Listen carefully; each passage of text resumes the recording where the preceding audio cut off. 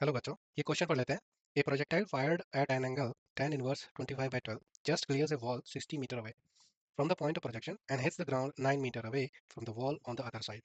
The maximum height of the wall is option दिए हैं 5, 12, 25 and 9 metre. यहाँ पे हमारा की कॉन्सेप्ट हो जाएगा प्रोजेक्टाइल मोशन। हमें प्रोजेक्टाइल मोशन पता होना चाहिए। हम जो वेलोसिटी है उसके कंपोनेंट किस तरह से तोड़ते हैं, हॉरिजॉन्टल वेलोसिटी के रिलेशंस क्या होते हैं, फॉर्मूलेस क्या होते हैं, और काइनेमेटिक इक्वेशन तो वो भी हमें पता होना चाहिए। तो हमारा जो ऑब्जेक्ट है वो कुछ इस तरह से फेंका गया है। यहाँ पे मान लीजिए यू वेलोसिटी है, दिस इज एंगल थीटा। तो यहाँ पर हम इसका हॉरिजॉन्टल कंपोनेंट कह सकते हैं और इस तरफ हम कह सकते हैं इसका वर्टिकल कंपोनेंट। ये हो जाएगा, रेड में हो जाएगा horizontal component you cos theta और वर्टिकल हो जाएगा you sine theta.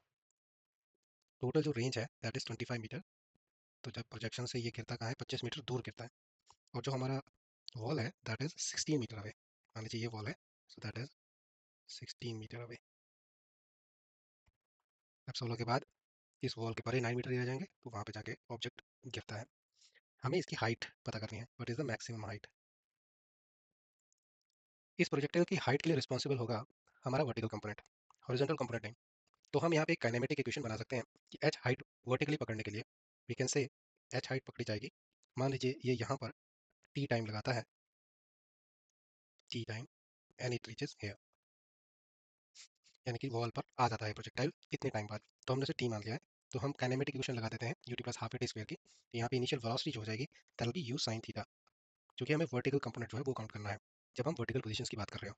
Multiplied by T minus half, क्योंकि धरती की एक्सेलरेशन नीचे की तरफ है इसलिए इसे नेगेटिव लिया जा रहा है, -1/2 जी टी स्क्वायर।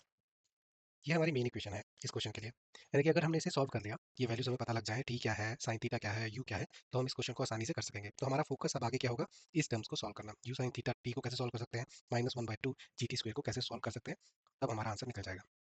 अब हमें इन्फॉर्मेशन क्या क्या दी हुई है। सबसे पहले तो हमें थीटा जो एंगल है वो दिया गया है और वो कुछ इस तरह से दिया गया है, theta is equal to tan inverse of 25/12।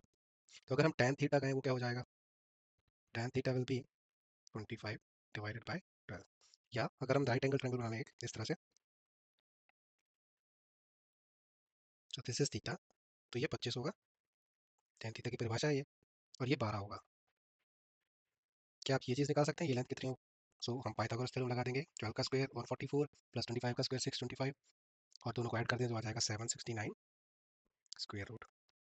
अब अगर हमें ट्रायंगल पता लग गया है tan थीटा के हिसाब से, तो we can say sine theta भी निकाल सकते हैं और cos थीटा भी निकाल सकते हैं। तो याद रखिए हमारा साइन थीटा जो हो जाएगा that will B this divided by this,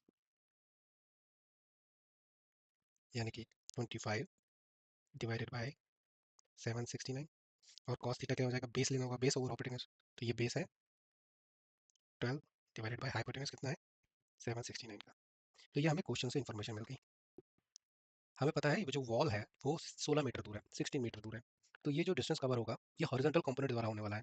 तो हम कह सकते हैं जो हॉरिजॉन्टल कंपोनेंट होगा that is you cos theta multiplied by जितना टाइम लगेगा जो हमने टी मान रखा है वॉल तक पहुंचने का टाइम, ये बराबर हो जाएगा 16 के। या हम यहाँ पर टी निकाल सकते हैं, टी कह सकते हैं कुछ टाइम है वो 16 divided by u cos theta से निकाल सकते हैं। अब देखिए ये अगर हम निकाल चुके हैं तो यहाँ पर आप सिंपली इस पार्ट को देखें, जो फर्स्ट टर्म है इसको सॉल्व कर सकते हैं। तो यहाँ डाल देते हैं टी की जगह 16 बाई यू cos थीटा। तो ये टर्म जो हो जाएगी, I am solving this only, ये हो जाएगी you sine theta multiplied by 16 you cos theta. तो यू से यू कैंसिल हो जाएगा, साइन थीटा और cos थीटा कितना होता है, tan थीटा होता है, तो ये हो जाएगा 16 tan थीटा। tan थीटा में पता है 25/12 के बराबर है, गिवन है क्वेश्चन में, तो it will be 25 divided by 12। Now we can solve it. इसको कर सकते हैं और ये आ जाएगा 100/3। तो ये जो टर्म है इसकी जगह हम 100/3 लिख सकते हैं।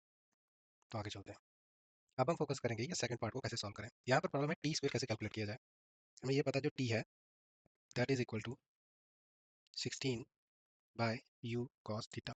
टी स्क्वायर कर देते हैं दोनों तरफ स्क्वायर, तो ये हो गया 16 का square divided by you square cos theta का स्क्वायर। अब यहाँ पे यू स्क्वायर कैसे निकालें, अगर यू स्क्वायर की वैल्यू डल जाए तो टी स्क्वायर हमें एक्जैक्टली आ जाएगा, वो वैल्यू में पुट कर देंगे मेन इक्वेशन में ऊपर वाली, तो सोल्यूशन हो जाएगा। तो इसके लिए हम प्रोजेक्टाइल मोशन का हम रेंज फार्मूला यूज कर सकते हैं, जो बोलता है कि रेंज जो होगी that will be equal to u square sine 2 theta divided by जी।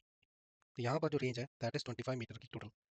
और यहाँ यू स्क्वायर देखिए हमें मिल सकता है, और साइन 2 थीटा को हम 2 साइन थीटा कॉस थीटा में लिख लेते हैं, क्योंकि ये वैल्यूज हमें पता है, डिवाइडेड बाई जी। तो यू स्क्वायर की अगर वैल्यू निकालें तो that is equal to 25g